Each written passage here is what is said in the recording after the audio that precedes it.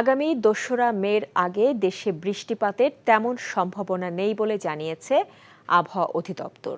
তাই সে পর্যন্ত চলমান তাপপ্রবাহ অব্যাহতই থাকবে।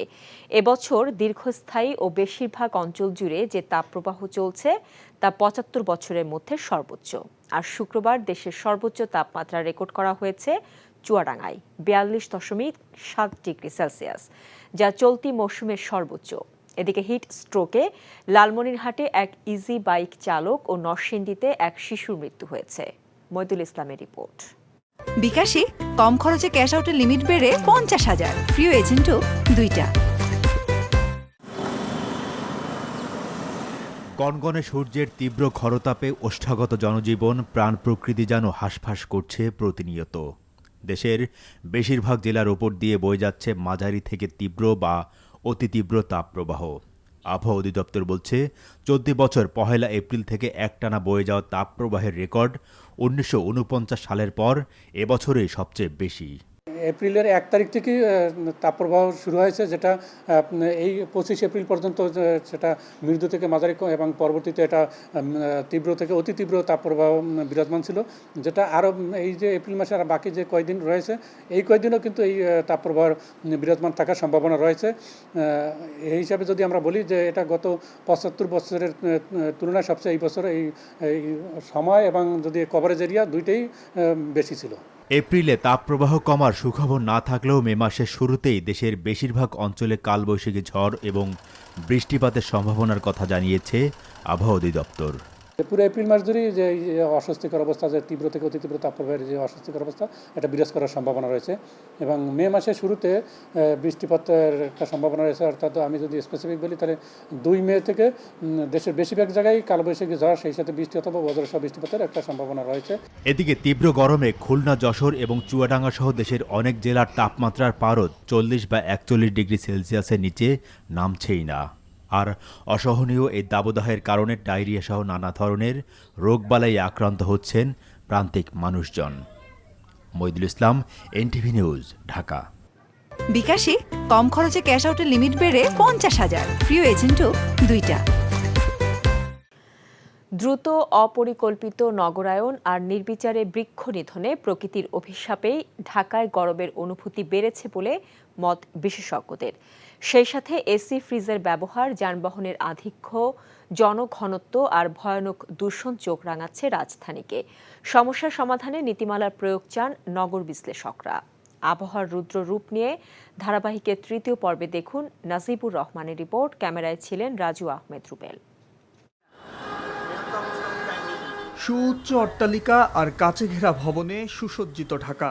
এই ঢাকার বাতাস আর তাপ বিপর্যস্ত করে তুলছে জীবন আর জীবিকা।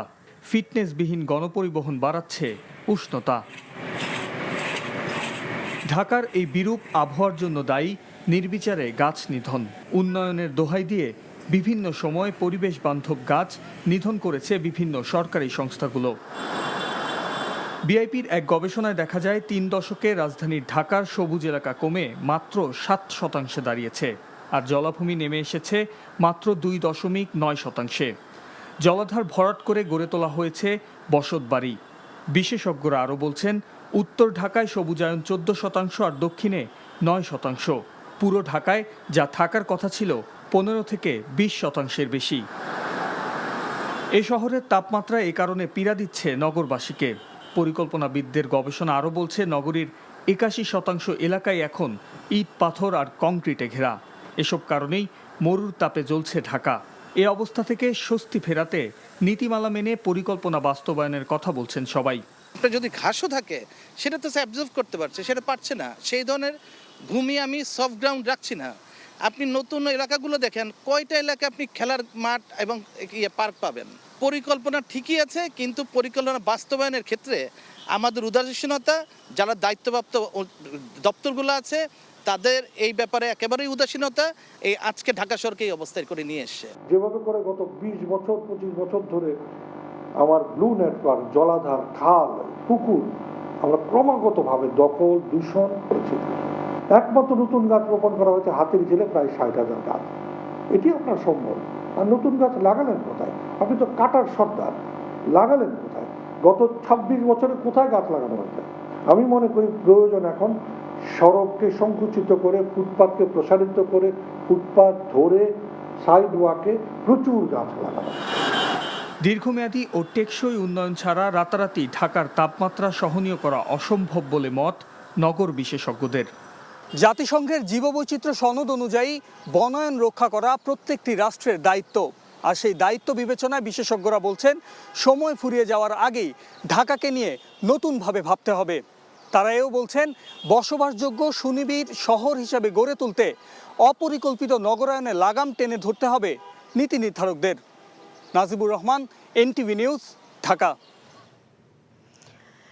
এদিকে তীব্র খরতাপে পুড়ছে এশিয়ার অন্যান্য দেশও। শুক্রবার তীব্র তাপপ্রবাহে অতিষ্ঠ হয়ে ওঠেন প্রতিবেশী দেশ ভারতের পশ্চিমবঙ্গ, কেরালা সহ বিভিন্ন রাজ্যের মানুষ। এদিন দেশটিতে সর্বোচ্চ তাপমাত্রা রেকর্ড করা হয় 41.6 ডিগ্রি সেলসিয়াস। আরেক প্রতিবেশী দেশ মিয়ানমারে পারদ ওঠে 39 ডিগ্রিতে। শুক্রবার দক্ষিণ এশিয়ার দেশ পাকিস্তানে 32, শ্রীলঙ্কায় 30 আর মালদ্বীপেও ছিল 31 ডিগ্রি সেলসিয়াস। অন্যদিকে থাইল্যান্ডে 38 ডিগ্রি আর সিঙ্গাপুরের রেকর্ড করা হয় 34 ডিগ্রি সেলসিয়াস। দক্ষিণ পূর্ব এশিয়ার দেশ কম্বোডিয়ায় ছিল 38 ডিগ্রি সেলসিয়াস তাপমাত্রা। তবে শুক্রবার ব্যতিক্রম ছিল আফগানিস্তান। এদিন দেশটিতে তাপমাত্রা ছিল মাত্র 11 ডিগ্রি সেলসিয়াস। অন্য প্রসঙ্গ, প্রধানমন্ত্রী শেখ হাসিনা বলেছেন চলতি বছরেই থাইল্যান্ডের সাথে মুক্ত বাণিজ্য চুক্তি সই হবে। জানান বাংলাদেশে বিশেষ অর্থনৈতিক অঞ্চল ও হাইটেক পার্কে থাইল্যান্ডকে বিনিয়োগের প্রস্তাব দেওয়া হয়েছে। শুক্রবার থাই প্রধানমন্ত্রী থ্রেসা থাভিসিনির সাথে প্রধানমন্ত্রীর দ্বিপাক্ষিক বৈঠকে স্বাক্ষরিত হয় জ্বালানি, শুল্ক, পর্যটন এবং ভিসা সংক্রান্ত 3টি সমঝোতা স্মারক, একটি চুক্তি ও একটি লেটার অফ ইন্টেন্ট। বাংলাদেশকে অত্যাধুনিক মেডিকেল যন্ত্রপাতি সরবরাহের কথা জানান থাই প্রধানমন্ত্রী। ফাহাদ মোহাম্মদের রিপোর্ট। যার আমন্ত্রণে 52 বছর পর বাংলাদেশের প্রধানমন্ত্রী শেখ হাসিনা থাইল্যান্ড সফর করছেন, গভর্নমেন্ট হাউসে তাকে উষ্ণ অভ্যর্থনায় বরণ করে নেন থাই প্রধানমন্ত্রী শ্রেতা থাভিসিন। ব্যাংককের গভর্নমেন্ট হাউসে পৌঁছালে প্রধানমন্ত্রী শেখ হাসিনাকে লাল গালিচার সংবর্ধনা এবং গার্ড অব অনার প্রদান করা হয়। এরপর দুই দেশের প্রধানমন্ত্রী বসেন একান্ত বৈঠকে। পরে পারস্পরিক স্বার্থ সংশ্লিষ্ট নানা বিষয় নিয়ে দ্বিপক্ষীয় বৈঠক করেন দুই সরকার প্রধান। দুই দেশ সরকারি পাসপোর্টধারীদের জন্য ভিসা অব্যাহতি চুক্তিতে সম্মত হয়। এছাড়াও জ্বালানি, পর্যটন ও শুল্ক সংক্রান্ত পারস্পরিক সহযোগিতার বিষয়ে সমঝোতা ও মুক্ত বাণিজ্য নিয়ে আলোচনা শুরু করতে দুই দেশের মধ্যে লেটার অফ ইন্টেন্টে সম্মত হয় বাংলাদেশ ও থাইল্যান্ড। পরে দুই দেশের সরকার প্রধানের উপস্থিতিতে চুক্তি ও সমঝোতা স্মারকে সই করে ঢাকা ও ব্যাংকক। এই সময় যৌথ সংবাদ সম্মেলন করেন দুই প্রধানমন্ত্রী। প্রধানমন্ত্রী শেখ হাসিনা সফরকে ঐতিহাসিক বলে উল্লেখ করেন থাইল্যান্ডের প্রধানমন্ত্রী শ্রেতা থাভিসিন। রোহিঙ্গা প্রত্যাবাসনে বাংলাদেশকে সহযোগিতার আশ্বাস দেন থাই প্রধানমন্ত্রী। We'll continue to provide excellent medical services at competitive prices for Bangladeshi seeking treatment in Thailand. We also discussed the possibility of cooperation in training and capacity building for Bangladeshi medical personnel. প্রধানমন্ত্রী শেখ হাসিনাও বাংলাদেশের সাথে থাইল্যান্ডের ঐতিহাসিক সম্পর্ক তুলে ধরেন। তার সফরের মধ্য দিয়ে দুই দেশের সম্পর্ক আরও জোরদার হয়েছে বলে জানান প্রধানমন্ত্রী শেখ হাসিনা। প্রস্তাব দেন বাংলাদেশের পর্যটন, খাদ্য প্রক্রিয়াকরণ এবং স্বাস্থ্য খাতে থাই বিনিয়োগের সহযোগিতার। I assured the Prime Minister to take the necessary measures for investment facilitation and ease of doing business in Bangladesh. I propose to the Thai side to invest in our special economic zones and high-tech parks and to take one special economic zone exclusively for Thailand.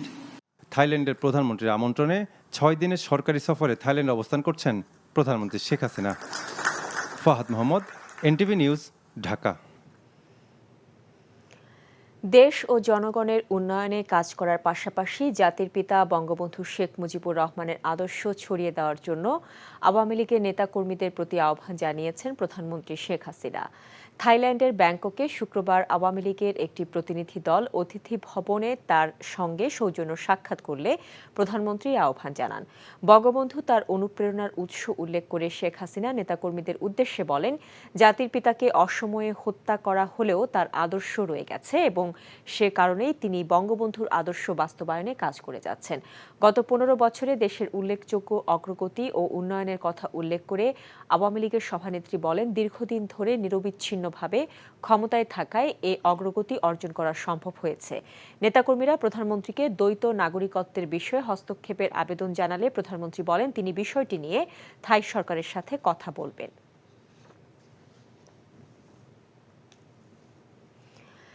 দলীয় সিদ্ধান্ত অমান্য করে উপজেলা পরিষদ নির্বাচনে প্রতিদ্বন্দ্বিতাকারী ৭৩ নেতাকে দল থেকে বহিষ্কার করেছে বিএনপি।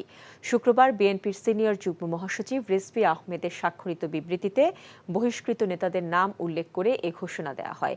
বলা হয়, আগামী ৮ মে প্রথম ধাপে উপজেলা নির্বাচনে দলীয় সিদ্ধান্ত অমান্য করে যেসব নেতৃবৃন্দ চেয়ারম্যান, ভাইস চেয়ারম্যান পদে প্রতিদ্বন্দ্বিতা করেছেন তাদেরকে দলীয় গঠনতন্ত্র মোতাবেক বিএনপির প্রাথমিক সদস্য পদ সহ সকল পর্যায়ের পদ থেকে বহিষ্কার করা হয়েছে।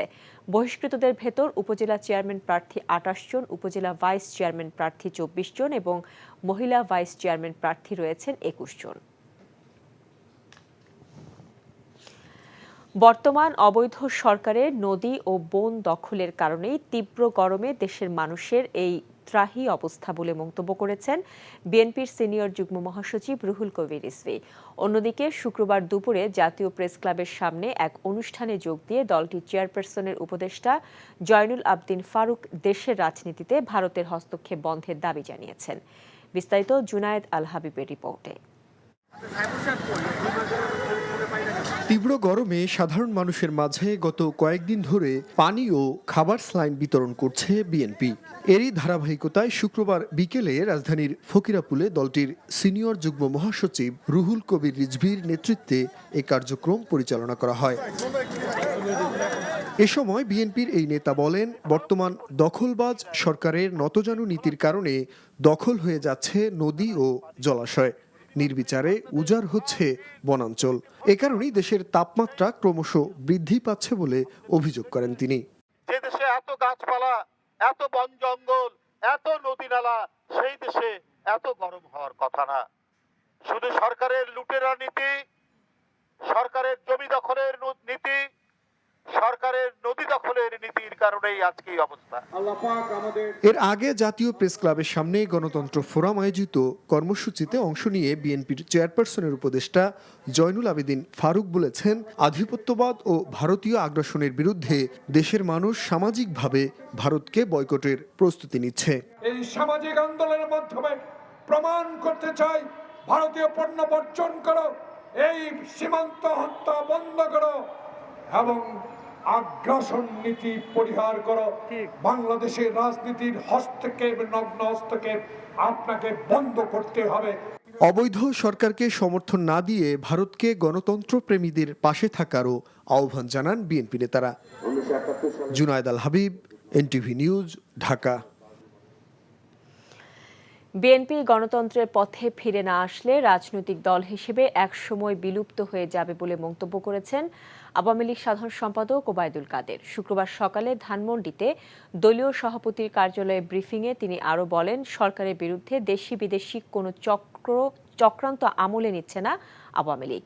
বিএনপি ছাড়াই বাংলাদেশের গণতন্ত্র ভালোভাবে এগিয়ে যাচ্ছে বলেও তিনি মন্তব্য করেন। তামজিদ সুমনের রিপোর্ট। ধানমন্ডিতে দলীয় সভাপতির কার্যালয়ে সাংবাদিকদের সাথে মতবিনিময় করেন আওয়ামী লীগ সাধারণ সম্পাদক ওবায়দুল কাদের। বলেন, সারা বিশ্বে যুদ্ধ সংঘাত চলছে, এরই মাঝে শেখ হাসিনা সুন্দরভাবে দেশকে এগিয়ে নিয়ে যাচ্ছেন। বিএনপিকে উদ্দেশ্য করে ওবায়দুল কাদের বলেন, বোধশক্তির উন্নতি না করে বিএনপি গণতন্ত্রের পথে ফিরে না আসলে দল হিসেবে একটি ডামি দলে পরিণত হবে তারা। এখন বিএনপি যদি নিজেদের বোধের উদয় ঘটিয়ে নির্বাচন ও গণতন্ত্রের পথে ফিরে না আসে, তাহলে একসময় রাজনৈতিক দল হিসাবে তারা নিজেদের উপযোগিতা হারাবে এবং দামি রাজনৈতিক দল হিসাবেই তাদের পরিচয় আরও জোরালো। কথায় কথায় দামি নির্বাচন বলে তারা নিজেরাই আজকে দামি রাজনৈতিক দলে পরিণত হয়ে গেছে। তার দাবি, সরকারের বিরুদ্ধে দেশি বিদেশি কোনো চক্রান্ত আমলে নিচ্ছে না আওয়ামী লীগ। আসন্ন উপজেলা নির্বাচন বিএনপি ছাড়াই সুষ্ঠু ও শান্তিপূর্ণ হবে বলে প্রত্যাশা তার। বিএনপিকে ছাড়াই দেশের গণতন্ত্র নির্বাচন ভালোভাবেই এগিয়ে যাচ্ছে। আমরা আশা করি উপজেলা পরিষদ নির্বাচনও নিরপেক্ষভাবে শান্তিপূর্ণ পরিবেশে অনুষ্ঠিত হবে। সরকারের উন্নয়নের সমালোচনা বিএনপির অভ্যেসে পরিণত হয়েছে দাবি করে কাদের বলেন, তাদেরকে ছাড়াই এদেশে গণতন্ত্র এগিয়ে যাচ্ছে। Tamjid Suman, NTV news, Dhaka. কেন্দ্রীয় ব্যাংকের সাংবাদিক প্রবেশে নিষেধাজ্ঞা স্বেচ্ছাচারিতামূলক গোপনীয়তা আরোপের নিন্দনীয় দৃষ্টান্ত বলে মনে করে ট্রান্সপারেন্সি ইন্টারন্যাশনাল বাংলাদেশ টিআইবি। একই সাথে অবিলম্বে এই আদেশ প্রত্যাহারেরও আহ্বান জানিয়েছে সংস্থাটি। শুক্রবার সংস্থাটির এক বিবৃতিতে আর্থিক খাতের নিয়ন্ত্রক প্রতিষ্ঠান এবং জনগণের অর্থের শেষ অবলম্বন বাংলাদেশ ব্যাংকের সাংবাদিকদের প্রবেশের নিয়ন্ত্রণ আরোপের ঘটনায় গভীর উদ্বেগ জানিয়েছে।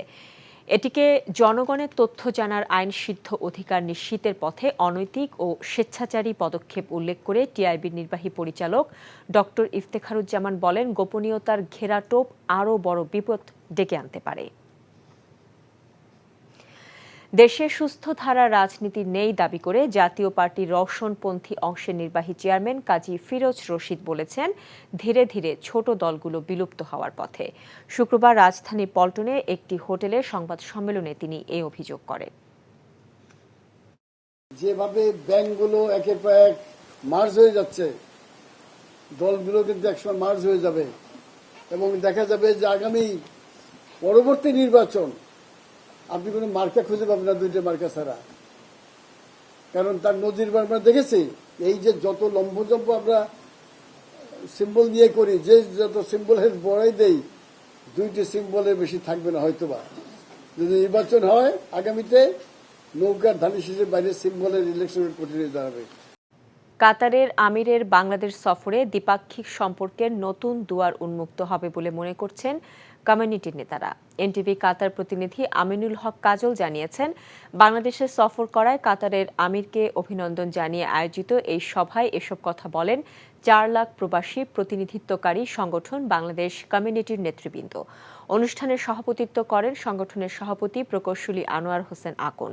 উপস্থিত ছিলেন অনুষ্ঠানের আহ্বায়ক কফিল উদ্দিন ও যুগ্ম আহ্বায়ক মোহাম্মদ জসিমউদ্দিন দুলাল, সিনিয়র উপদেষ্টা বোরহানউদ্দিন শরীফ, সিনিয়র সভাপতি মণ্ডলীর সদস্য শফিকুল ইসলাম তালুকদার বাবু, সাধারণ সম্পাদক আমিন রসুল সাইফুল সহ অনেকেই। রিয়াদে নাগরিক সম্বর্ধনা ও ঈদ পুনর্মিলনীর আয়োজন করেন ব্রাহ্মণবাড়িয়ার প্রবাসীরা। এনটিভি সৌদি আরব প্রতিনিধি ফারুক আহমেদ চান জানান, ঈদ পুনর্মিলনী অনুষ্ঠানে পবিত্র ওমরা পালনে আসা ব্রাহ্মণবাড়িয়া সদর উপজেলার মৈন্দ উচ্চ বিদ্যালয়ের সিনিয়র শিক্ষক মোহাম্মদ আরিফুর রহমানকে সম্বর্ধনা দেওয়া হয়। রিয়াদের বাথা শামসিয়া মার্কেটের হল রুমে অনুষ্ঠিত সভায় সভাপতিত্ব করেন প্রাক্তন শিক্ষার্থী মোহাম্মদ জাকির মিয়া। অনুষ্ঠান পরিচালনা করেন সাংবাদিক ফকির আল আমিন। বিশেষ অতিথি ছিলেন আব্দুল হালিম কাবুল, মোহাম্মদ সাব্বির খান সহ বিভিন্ন ব্যাচের শিক্ষার্থীরা। অতিথিকে সম্মাননা স্মারক ও ফুলেল শুভেচ্ছায় সিক্ত করা হয়। আর্থিক টানাপোড়েন এবং শেষ মুহূর্তে স্পন্সর সরে যাওয়ায় দৈন্য দশার মধ্য দিয়ে শুক্রবার থেকে শুরু হচ্ছে এই মৌসুমের নারী ফুটবল লীগ। ফ্লাড লাইটের টাকার সংস্থান না করে বৈশাখের তীব্র গরমে বিকেলে হবে ম্যাচগুলো। উদ্বোধনী ম্যাচে শুক্রবার বিকেল 4:45 মুখোমুখি হবে বাংলাদেশ সেনাবাহিনী ও আতাউর রহমান ভূঁইয়া স্পোর্টিং ক্লাব। নিলয় মজুমদারের রিপোর্টে থাকছে বিস্তারিত। একটা টুর্নামেন্ট শুরু 2 দিন আগেই হঠাৎ করে সরে যায় বসুন্ধরার মতো স্পন্সর। 9 দলের মেয়েদের ফুটবল লিগে হ্যাট্রিক চ্যাম্পিয়ন এই বসুন্ধরাই। হঠাৎই ধাক্কা ভালোই লেগেছে নারী ফুটবলে। 9 দলের এই টুর্নামেন্ট তাই শেষ মুহূর্তে পেয়েছে একটি ব্যাংকের স্পন্সর। চলমান তীব্র গরমে অর্থ সংস্থান না হওয়ায় বৈশাখের বিকেলেই খেলতে হবে সাবিনাদের। আমরা বিকালের ম্যাচ যেটা আমরা করেছি 3:45-এ, বিকজ অফ ফ্লাড লাইট আমরা ইউজ করতে পারবো না, সেই জন্য কারণ ফ্লাড লাইট ইউজ করতে গেলে আমাদেরকে প্রত্যেকটা ম্যাচে 13,500 করে এনএসসিবিকে টাকা দিতে হয়। এই টাকা তো আমাদের কাছে নেই। আপনারা দেখেন আমাদের কতগুলো ম্যাচ 13,500 করে যদি এনএসসিকে টাকা দিতে হয়, সেই টাকাটা আমরা কোথায় পাবো? আমরা অনেক করে একটু স্পন্সর জোগাড় করি, কারণ এখান থেকে আমাদের টিমকে টাকা দিতে হবে, প্রাইজ মানি দিতে হবে, রেফারিকে টাকা দিতে হবে। তো সব কিছু মিলিয়ে তো আমরা নিজেরাও জানি যে অনেক গরম, এখানে খেলা অনেক কষ্ট হবে, কিন্তু এর বাইরে মনে হয় না আমরা আর কোনো ম্যানেজ করতে পারতাম। এসব প্রতিবন্ধকতার মাঝেও টুর্নামেন্ট শুরু হওয়াটাই জাতীয় দলের অধিনায়ক সাবিনা খাতুনের কাছে গুরুত্ব পাচ্ছে। এবার তিনি খেলছেন নাসরিন স্পোর্টস একাডেমির হয়ে। মাঠের বাইরে বিষয়ের চেয়ে মাঠের ভিতরে বিষয়ে মনোযোগ দিতে চান এই ফুটবলার। আমার মনে হয় যে এবারের লিগটা গতবারের যে লিগগুলো হয়েছে সেটা থেকে কম্পিটিটিভ হবে, কারণ আর্মি, তার রহমান ভুইয়া, মানিক স্যারের team, Nasrin sports academy, Uttara FC, সবগুলো টিমই আমার মনে হয় যে এবার বেশ গোছালো হবে। এবং আমার মনে হয় যে একপেশিয়া খেলা যেটা আমরা দেখে এসেছি বা খেলে এসেছি, সেই জিনিসটা আসলে হবে না। এবারে লিগে প্রথমবারের মতো অংশ নিচ্ছে বাংলাদেশ সেনাবাহিনী। জাতীয় দলের খেলোয়াড়দের সংখ্যা বেশি থাকায় এবারে favourite Atar Rahman Bhuiya sporting club. Niloy Majumder, NTV news, Dhaka. বিকাশে কম খরচে ক্যাশ আউটের লিমিট বেড়ে 50,000, প্রিয় এজেন্টও 2টা।